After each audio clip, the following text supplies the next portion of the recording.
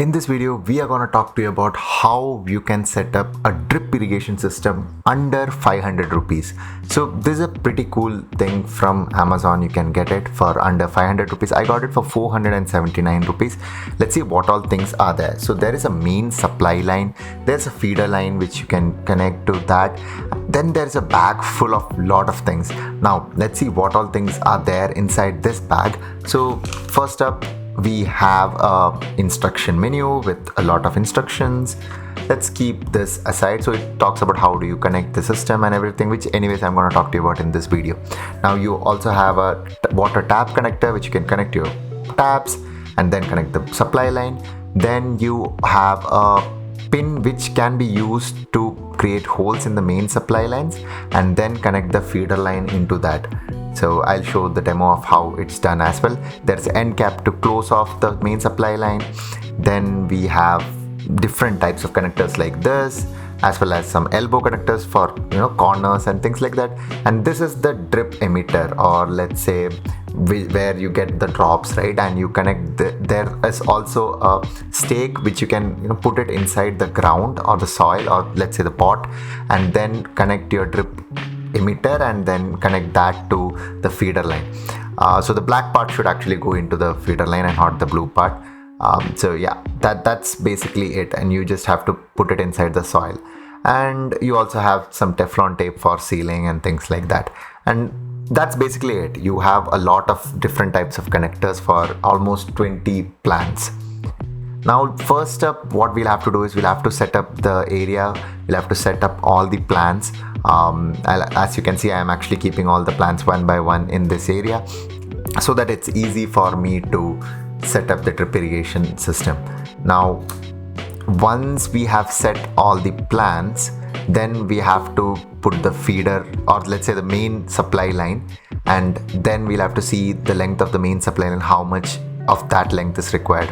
So first we'll have to just unwrap the main supply line cable, or let's say the main supply pipe, and yeah, then we'll have to measure how much length is required of that main supply pipe.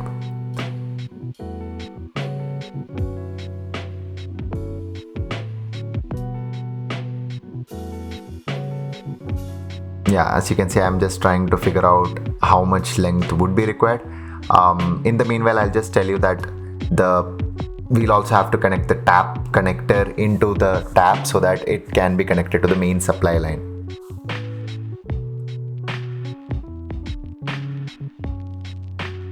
Now as you can see, the main setup is actually done. We just have to connect the main supply line first. And I'm just looking at how much of the main supply line would be required. Just cut almost 1 or 2 inches extra, and then you just have to seal it off. So you can use the end, the end cap which I was talking about earlier. Put the pipe through one of them, fold the pipe and bring it back through the other hole. So this is how you seal the end, and you just have to seal the end and keep it there so the water will not go outside of that. Now the next step is to put holes in this pipe and then connect the feeder pipes. So yeah, let's just do that. So this is the pin which they have provided along with the packet, which can be used to create the holes.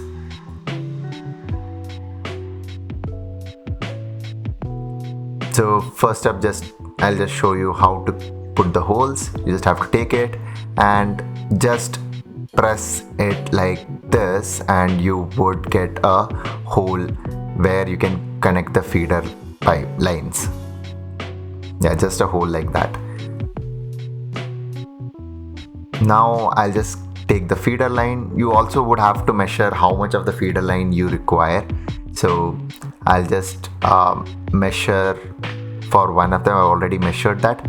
So I'll just cut almost this much. And yeah, now there is one more connector available inside the packet, which is an end connector. So before that, I'll just show you, this is the emitter and the stake as well. So yeah, this is the end connector which they have provided along with that. You just have to put it inside like this, and there is the other end has a kind of like a cut end which goes inside the main feeder pipe. So it goes to the main supply pipe, right? Like this, you just have to insert it inside this. And in the instruction itself, they have told that there may be leaks at that point, but after 1 week or so the leak should be reduced, or it would not be there because the holes start shrinking. Now you just have to connect the emitter. So you can connect the emitter like this, and then connect the drip emitter. So the emitter stay like that, and next connect the drip emitter. So the drip emitter has to be connected like this. The black end should go inside, and the other one is just to open and close the drip emitter to control the flow. Now once that's done, I'll just test it out to see if everything is working fine. Now the water is coming from here. There is some leakage there. I'll have to fix that later. And as you can see here, the water is coming out of the drip. Although it's not coming as a drip, it's coming as a complete flow. But the more number of plants you have, that can be controlled, and also you can control the flow from the tap end itself. So as you can see, there is some leakage here as well, but they have told in the instruction that it would not be there for long. Like after 1 week, it should not be there. So yeah, as you can see, the water flow is there. Yep, and now I'll just connect to all the plants which I've set up here.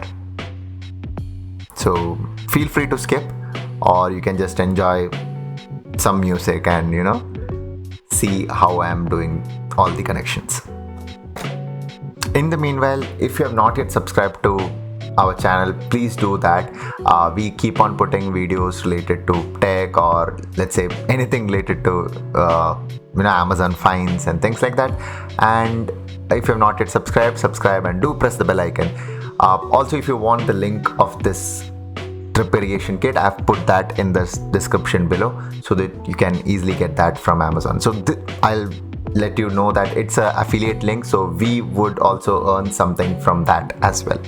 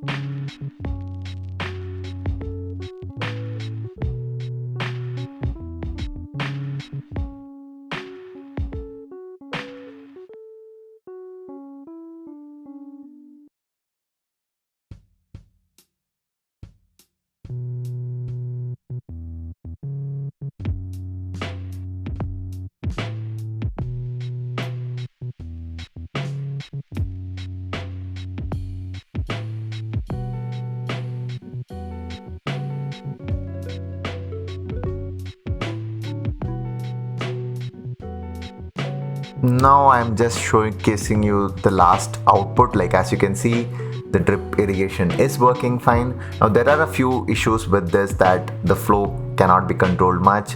You do not, although you get a knob, it's not that accurate, so you'll have to control it from the tap. Also there are different leakages at different places, which they say it would go after some time. But yeah, anyhow, if you want to see what I do next, I'm gonna put a timer around this, because this drip irrigation is actually flooding my whole garden. So right now I'll probably put a timer and I'll showcase you how that timer works. So that's it. Hope you liked this video. If you have, please do leave a like and also subscribe to our channel for more such videos. Until next time, bye bye.